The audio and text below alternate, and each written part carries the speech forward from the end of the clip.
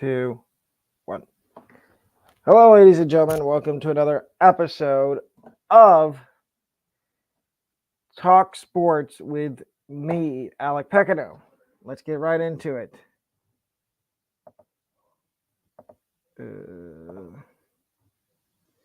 Today on the show, we are going to talk about my 3 sleeper teams for college football.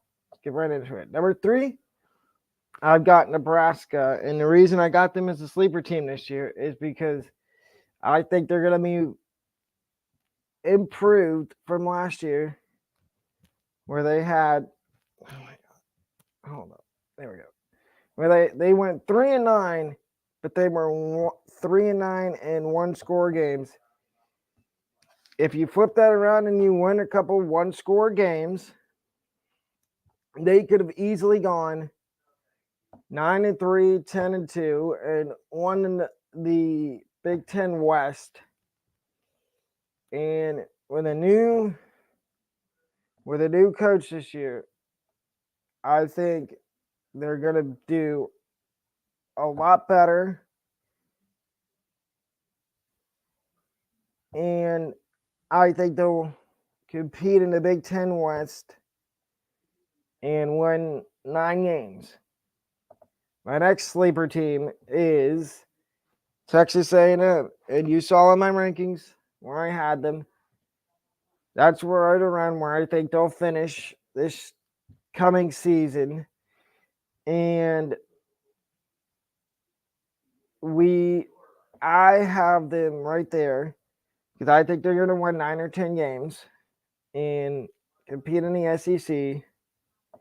And now my number 1 sleeper team this year for college football is Washington.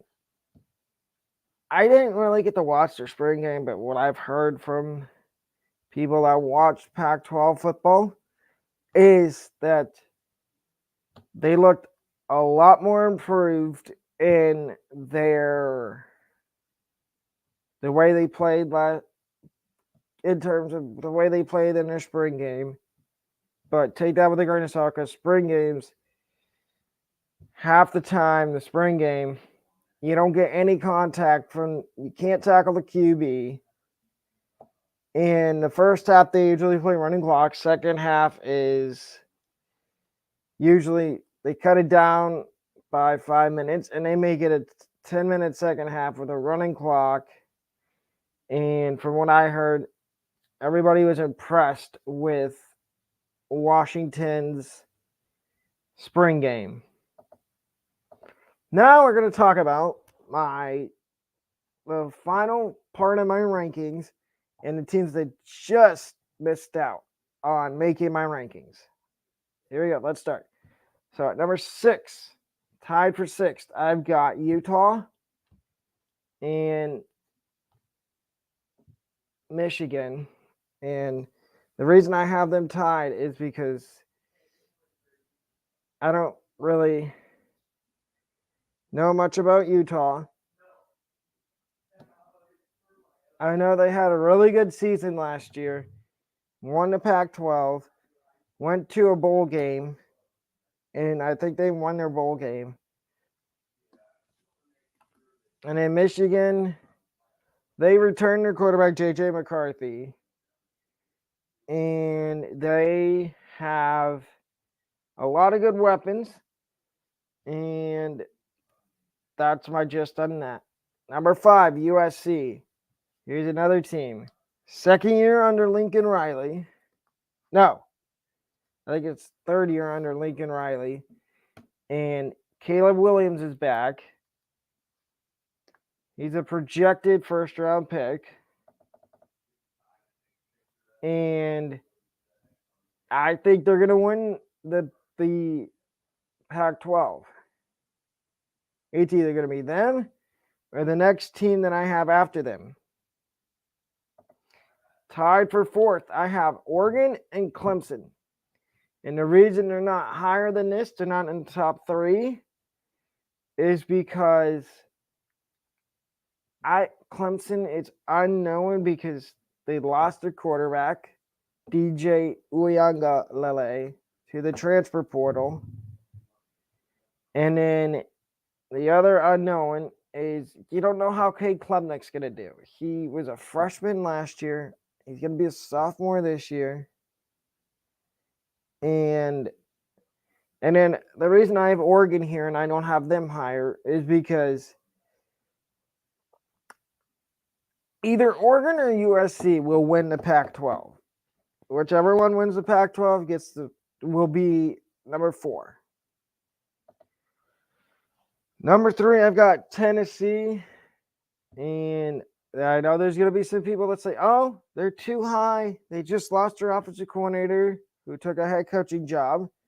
But no, I disagree with that.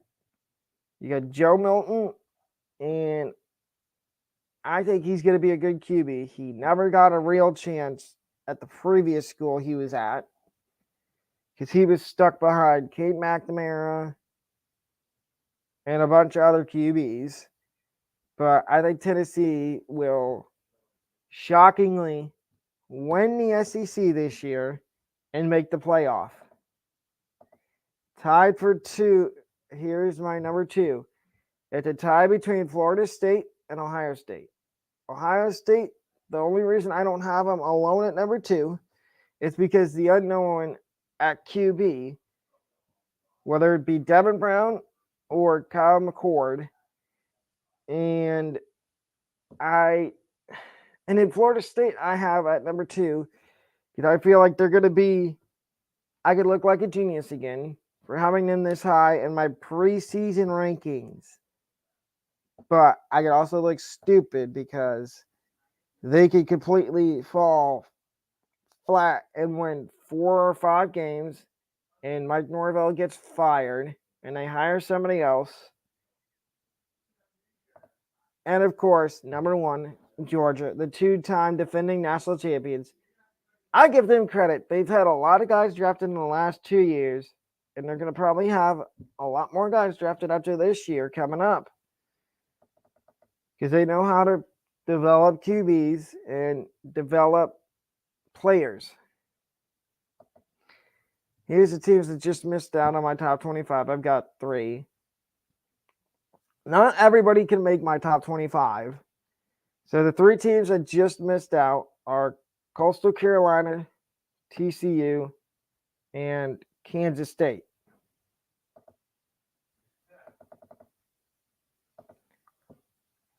Who I think should be the Buccaneers QB week 1. I think it's going to be Baker Mayfield, which I don't necessarily agree with because I think Kyle Trask should get the starting nod week 1 because he's been there longer. And it seems like the front office does believe in him to be the starting QB. But I don't know which one it's going to be.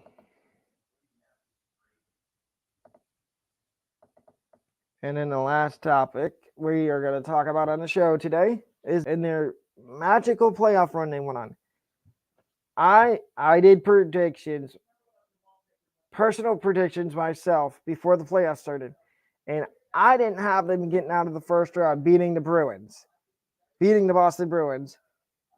Somehow they pulled it off and did it. And they swept Toronto.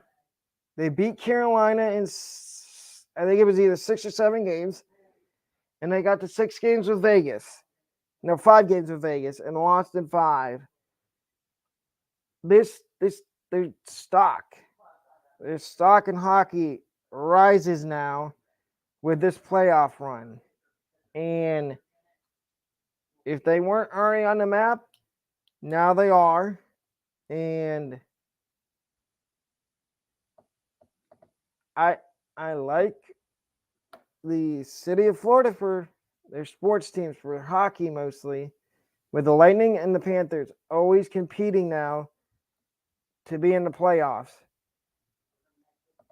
And thank you. That's the show. I will be back tonight at 10 o'clock with a special second episode of my show that'll be focused solely on prospects in baseball.